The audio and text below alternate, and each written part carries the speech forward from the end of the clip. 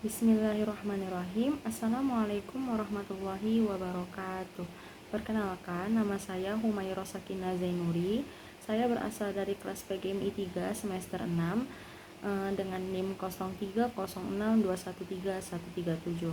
Nah, di sini saya ingin membuat video untuk memenuhi tugas dari mata kuliah Administrasi Pendidikan, yaitu mereview materi dari makalah kelompok 2 dan kelompok 3. Nah, baiklah, di sini yang pertama saya akan mereview materi dari makalah kelompok 2 yang berjudul tentang perencanaan dalam administrasi. Nah, jadi perencanaan dalam administrasi ini merupakan proses sistematis untuk menyusun kegiatan-kegiatan pendidikan di masa depan guna mencapai tujuan tertentu. Nah, perencanaan pendidikan itu dapat diartikan sebagai proses penyusunan berbagai keputusan yang akan dilaksanakan pada masa yang akan datang untuk mencapai tujuan yang telah ditetapkan. Nah, prinsip-prinsip perencanaan pendidikan meliputi yaitu pendekatan interdisipliner, fleksibel, objektif, berbasis data, dan komprehensif.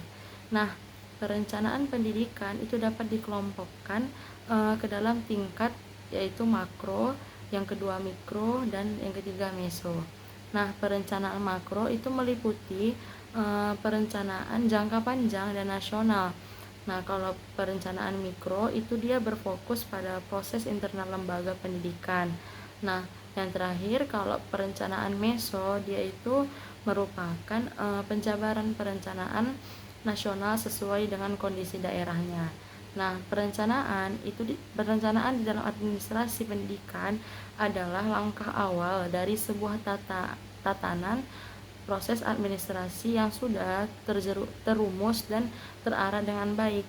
Perumusan dan arah yang benar merupakan bagian yang besar jaminan tercapainya tujuan tak terkecuali dalam administrasi sebuah lembaga pendidikan Islam.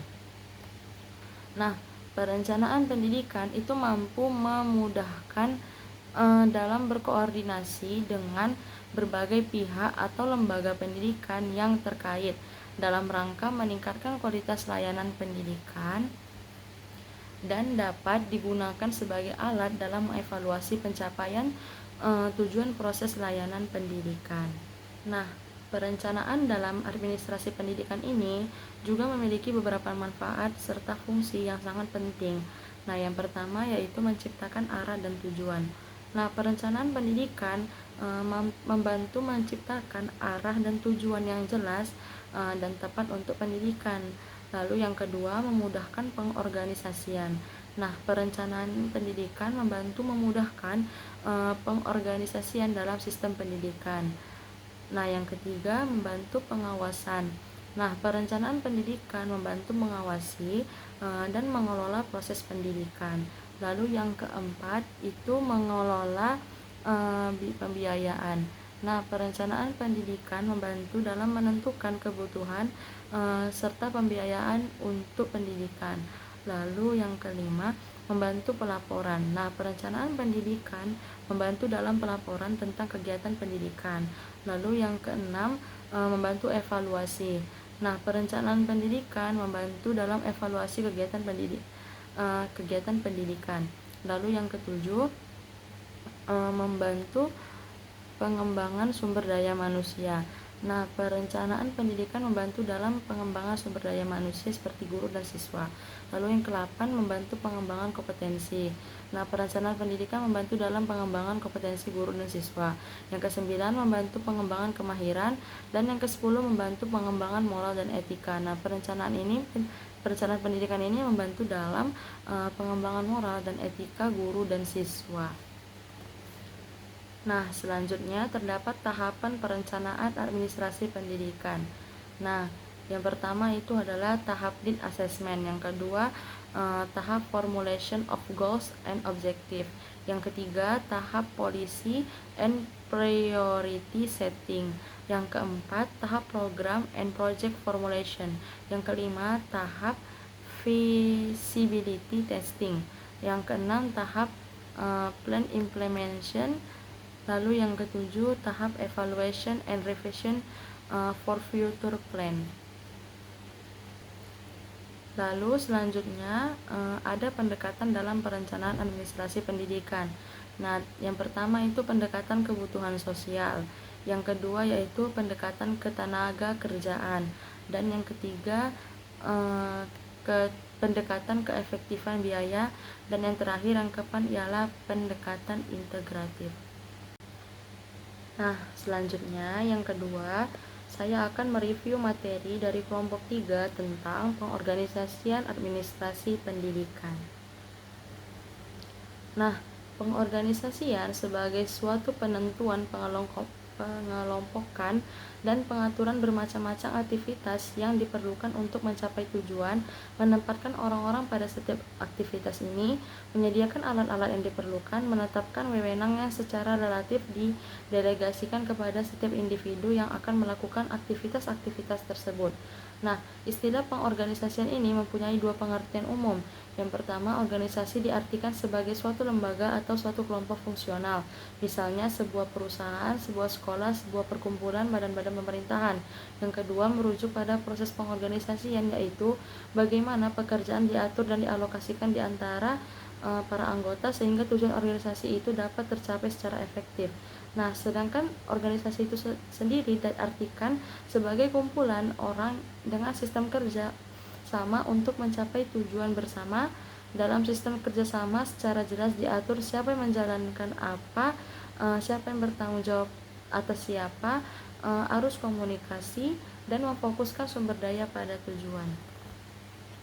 Nah, organisasi itu dimanfaatkan oleh sekelompok orang sebagai tempat atau untuk wadah saling bertukar pikiran, bekerja sama secara rasional dan sistematis, mempunyai rencana jangka pendek, menengah, dan panjang, terorganisasi, terpimpin, dan terkendali untuk menggunakan atau memanfaatkan sumber daya seperti uang, material, mesin, metode lingkungan, sarana, prasarana, data, dan lain sebagainya.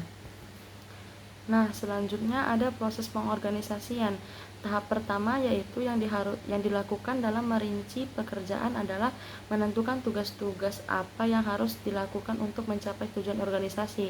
Yang kedua, membagi seluruh beban kerja menjadi kegiatan-kegiatan yang dilaksanakan oleh perseorangan atau per kelompok. Yang ketiga, menggabungkan pekerjaan para anggota dengan cara rasional dan efisien. Yang keempat, menetapkan mekanisme kerja untuk mengkoordinasikan pekerjaan dalam satu kesatuan yang harmonis. Yang kelima, melakukan monitoring dan mengambil langkah-langkah penyesuaian untuk mempertahankan dan meningkatkan efektivitas. Nah, selanjutnya jenis-jenis organisasi. Yang pertama, organisasi formal, yaitu organisasi yang dicirikan oleh struktur organisasi. Keberadaan struktur organisasi yang menjadi pembeda utama antara organisasi formal. Yang kedua, organisasi informal, yaitu organisasi informal. Keberadaan organisasi informal dapat dilihat dari karakteristik, yaitu norma perilaku, tekanan untuk mengadaptasi, dan kepemimpinan informal. Nah, selanjutnya manfaat dan tujuan organisasi. Yang pertama, pencapai tujuan. Tujuan akan mudah dicapai dan lebih efektif jika organisasi dikelola dengan baik, maka akan memiliki hasil yang baik. Yang kedua, mampu mengubah kehidupan individu dan kelompok dalam organisasi. Jika itu sebuah lembaga pendidikan, maka organisasi tersebut akan membuatnya cerdas dan berilmu. Yang ketiga, organisasi dapat mempengaruhi karir. Yang keempat, organisasi dapat melahirkan ilmu pengetahuan.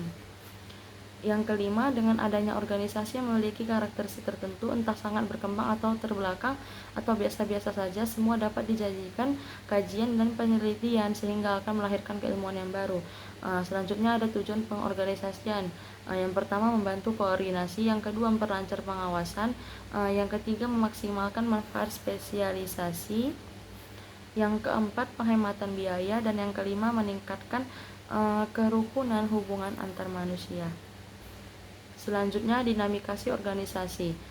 Nah, 4 alasan utama untuk adanya dinamika organisasi.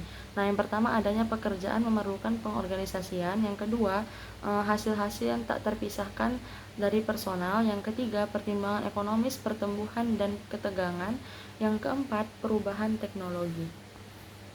Nah, selanjutnya ada dinamika konflik. Nah, Kata konflik itu berasal dari bahasa Latin yaitu confligo yang terdiri dari dua kata yaitu con yang berarti bersama-sama dan frigo yaitu pemogokan, penghancuran atau peremukan. Nah, konflik adalah suatu proses yang bermula dari konflik laten atau terpendam. Jika tidak diselesaikan akan berkembang dan membahayakan organisasi. Kemudian konflik juga adalah sesuatu perilaku eh, ber, beroposisi. Artinya orang yang terlibat konflik akan melakukan hal-hal yang menentang atau menghalangi usaha lawan. Lalu selanjutnya kekuasaan dalam organisasi. Nah, kekuasaan adalah apa yang dapat diperoleh seseorang atau kumpulan untuk mengamalkan ahli tersebut sesuai dengan kewenangan yang diberikan. Kewenangan tidak dapat dilakukan melebihi kekuasaan yang diperoleh ataupun kemampuan untuk mempengaruhi tingkah laku individu atau kelompok sesuai dengan keinginan orang pelaku tersebut. Baiklah, sekian review materi dari makalah kelompok 2 dan kelompok 3 dari saya. Lebih dan kurangnya saya mohon maaf. Wassalamualaikum warahmatullahi wabarakatuh.